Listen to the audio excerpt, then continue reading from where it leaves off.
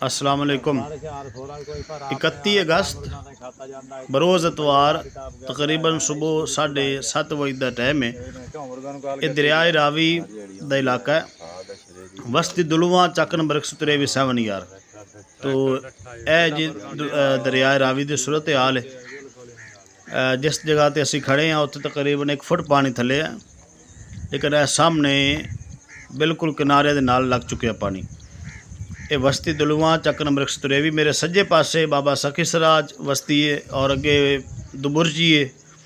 ये मियाँ चन्नू चीचावतनी का बार्डर समझ लो, उस जगह की सूरत हाल है। दरिया का पेट है, ये तकरीबन फुल हो चुके हैं। तकरीबन 1 किलोमीटर तो भी ज़्यादा इसका फासला है और पानी की रफ्तार बहुत ज़्यादा है।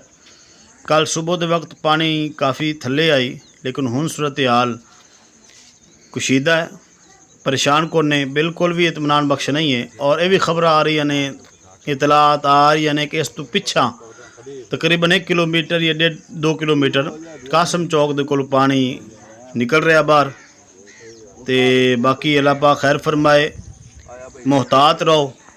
सूरत हाल अजे तक तसल्ली बख्श नहीं है, तो पानी वधया जा रहा है। अल्लाह पाक खैर फरमाए, अल्लाह पाक रहम फरमाए, अल्लाह पाक मेहरबानी फरमाए।